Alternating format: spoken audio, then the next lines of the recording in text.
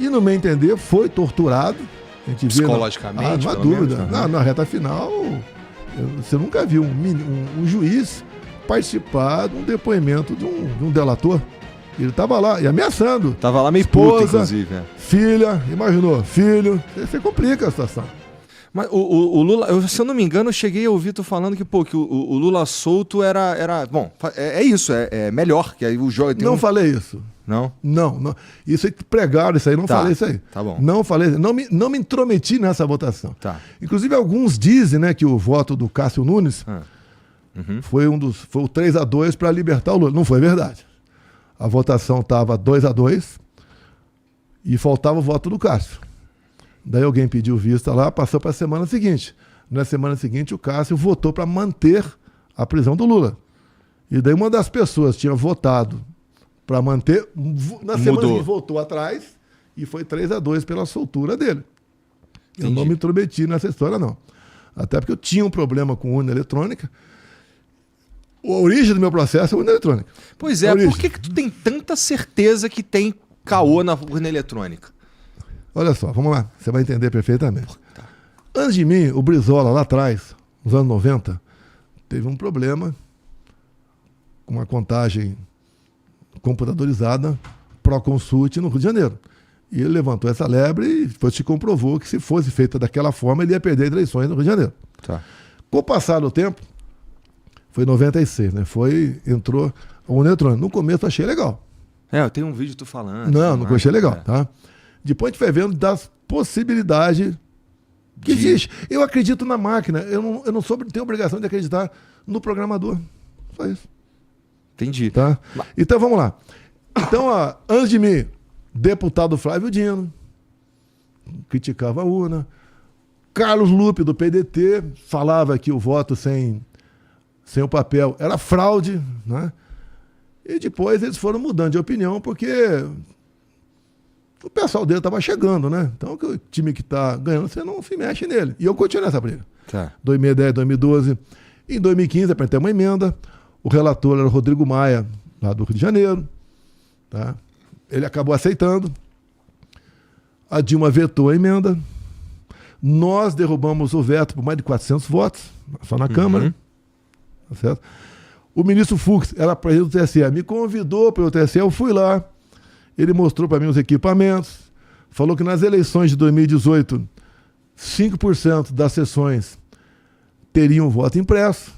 Eu pedi para ele, dá para pulverizar as urnas? Ele falou, já está prevista a pulverização. Né? Tudo bem. E daí, logo depois, o Supremo Tribunal Federal, por 8-3, disse que aquela votação com papel do lado era inconstitucional.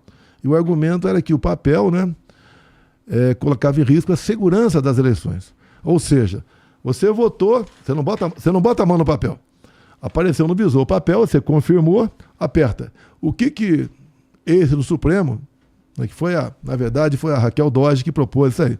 Se o papel engripasse, você ia lá e ia saber, você mesário ia saber em que eu estava votando aqui.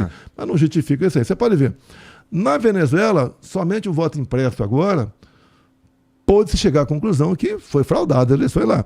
Agora, por que a Venezuela adotou pela primeira vez o voto impresso? Eu tenho que saber isso aí, saber da história. Né? O americano tinha levantado embargos para a Venezuela. E para o americano poder voltar a comprar petróleo da Venezuela, o governo Biden tinha que ter uma desculpa. Daí juntaram na Venezuela, os Estados Unidos, representante, o Maduro e a oposição, que era Maria Corina, Capriles, entre outros. E decidiram, então, que nas eleições do ano passado, né, teria o voto impresso. E o que o Maduro fez malandramente? Eu vou perder. Daí ele pegou a Maria Corina e o Capriles e tornou-os inelegíveis por 15 anos. Acusação: ataque à democracia. Porque subiram no carro de som lá e criticaram o Maduro. Você está gordo demais. Pronto, é o suficiente para torná-los inelegíveis. E mesmo assim, a Maria Corina pegou lá o tal Edmundo, você nunca ouviu ele falando, uma pessoa bem... uma certa idade, mas, tá? E acabou arrastando multidões pela Venezuela e depois chegou a essa conclusão, porque com 70% do apurado, deu pane no sistema eleitoral da Venezuela. Deu pane, né, entre aspas. Né? E daí ficou aquela Ora, o Maduro tem que apresentar os boletins de urna. Uhum. E não apresentou, obviamente. Por que é o boletim de urna? Não é aquela tripa apenas que você, quando vai votar, vê fixado lá no... Depois de 17 horas, lá na tua sessão eleitoral. Era o voto dentro da urna também. Tá. Então, tinha essa confusão toda. O Maduro consultou a sua Suprema Corte Eleitoral por unanimidade. Tá tudo legal. Tá tudo legal. Uhum. Tá? E daí, então, o mundo civilizado não reconheceu a vitória do Maduro. O Brasil reconheceu. Reconheceu porque o Lula mandou uma embaixadora, né, lá para a posse do Maduro. Agora aqui, qual o problema você pedir mais uma barreira de garantia eleitoral? Porque eu aprendi desde cedo, né, eu estava nativa no Exército, ainda que democracia não tem preço. E a alma da democracia é o voto. Então, se tem alguma desconfiança, por que não acabar com essa desconfiança? Entendi. Pode ser até que não haja nada, pode. Agora, por que não acabar com a desconfiança? O Exército não fez uma busca forte no final de 2022 por algum tipo de falha? Olha só, o Exército, vamos falar Forças Armadas, tá? Tá. Eles não se intrometeram no processo eleitoral, Tá. como alguns acham aí. O ministro Barroso era presidente do TSE. Então ele resolveu criar uma comissão de transparência eleitoral. Tá. Botou várias instituições lá, entre elas Forças Armadas. Quando fez isso, chamei como ministro da Defesa e falei, olha, já que nós estamos lá, nós temos um comando de defesa cibernética, umas 200 pessoas que são hack, né? Tá, Todo mundo tem isso aí. Vamos botar o pessoal para colaborar com o TSE. Mas fomos boicotados em tudo quanto é lugar. Foi isso aí que originou Exato. lá o inquérito 1361? Não. Não foi esse? Aí é outra história. Tá bom. Mas tá bom. Mas é bacana a história dele. Tá. É bacana. Mas vamos nele já? Tá. Vamos. É porque assim, esse lance por que eu tô falando assim? Eu vi, acho que é o Cid que fala que o general Paulo Sérgio, que estava de frente de uma força-tarefa, eu acho, para ver se tinha fraude nas urnas e tudo mais, o cara tava procurando e não achou. Mas não tem problema nenhum procurar. É para colaborar. Agora, reparou que o Cid sabe de tudo? Ele nunca participou da reunião minha com generais. A rara vez que ele participava, era uma reunião aberta. Com generais, com ministros setoriais, não participava de nada. Agora, ele foi... Quando fizeram uma pesca probatória, né? O Fish Expedition, o telefone dele, acharam ali a questão de fraude de vacina. E em depoimento, a esposa dele confirmou que a fraude havia sido feita em Goiânia. Então, em cima daquilo, uma punição para a esposa e para a filha, ele ficou abalado e, no meu entender, foi torturado. A gente psicologicamente, não há dúvida. Na reta final, você nunca viu um juiz participar de um depoimento de um delator. Ele estava lá e ameaçando. Tava lá meio esposa, puto, inclusive. Filha, imaginou? Filho. Você complica a situação. A ameaça era, se você não falar a verdade dessa vez, nós vamos continuar a investigação na tua família. Sim, falou, citou a esposa dele, citou a filha. Tá certo? Então aí ele foi cedendo, no meu entender, foi cedendo. Agora, ele fala muita coisa, algumas coisas são verdades que ele fala, mas outras eu fico pensando, como é que esse cara teve conhecimento disso daí, se nem eu estava sabendo? Entendi. Tá? Agora vamos falar, vale a pena, vai ser... Estou gostando de você, queria que a imprensa brasileira tivesse aquela imprensa investigativa para ir para fundo. Tanto é que, quando você perguntou para mim, logo que cheguei aqui, vou perguntar certas coisas. O que eu te respondi? Vai, pô. Vamos embora, pô. Não tem problema aqui, não. Vambora. Pois o Cid realmente, assim, a delação do Cid, ela é a base do processo que tá para ti. Acho que dia 25 o STF vai analisar a denúncia para ver se tu vira réu, né? Bem rápido. Aí tu comentou no Twitter, nossa, super rápido e tal. Aqui, ó. Entendi. Mostra perto do rosto aqui que a galera consegue ver. Ó. Isso aí. Dá pra ver, Jean? Entendi. Olha lá aqui. Aqui, ó. Bom, você pode ver. A PF ficou mais de 2 anos investigando. Se for contar com o inquérito Mãe de Fake News, que está lá no pacotão também, ficaram 6 anos investigando. Deram 15 dias para as razões de defesa, incluindo o carnaval.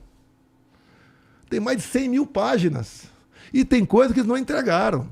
Essas 100 mil páginas tem muita coisa, não tem nada a ver com o processo. Tem um termo em inglês aí, que quando se usa esse artifício é para embaralhar a defesa E quando o juiz é bom e o Ministério Público é bom, você encerra o negócio ali mesmo. Uhum. Fizeram tudo quanto é maldade para atrapalhar a investigação.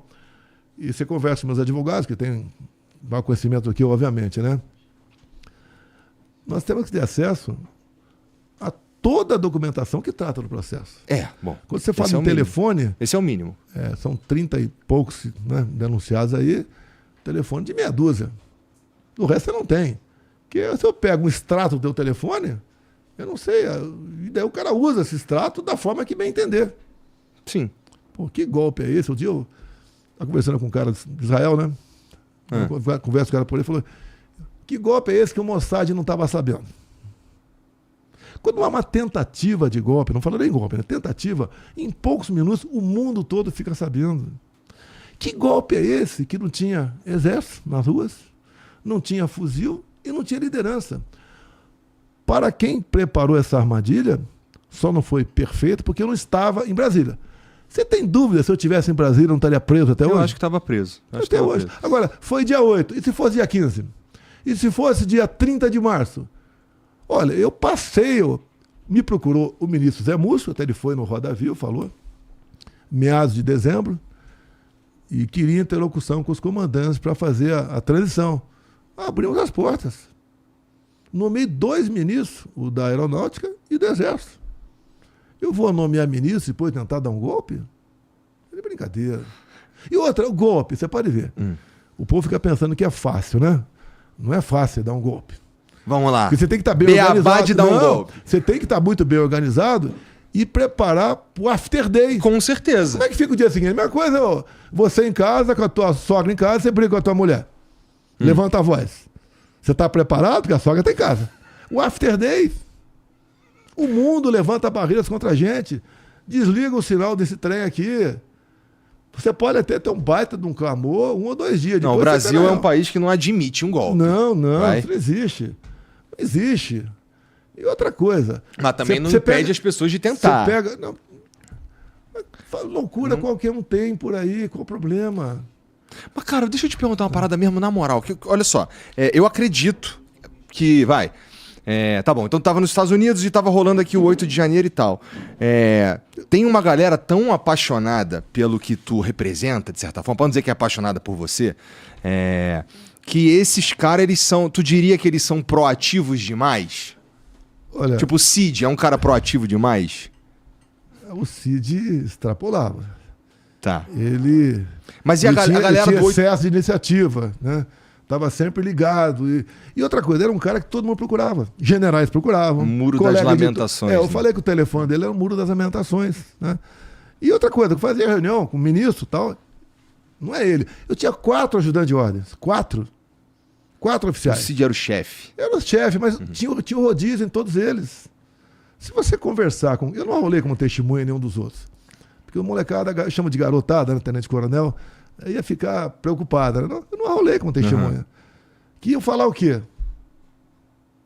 Por que tu foi para os Estados Unidos? Hã? Por que tu foi para os Estados Unidos? Eu resolvi para os Estados Unidos. Eu tinha uns pressentimentos que podia ter algum problema aqui no Brasil. Oxi. Tá? Tinha um pressentimento. Vou sair do Brasil, não confio nesse cara que está chegando, não vou passar faixa para ele jamais e vou curtir a minha ressaca, né, lá fora do Brasil.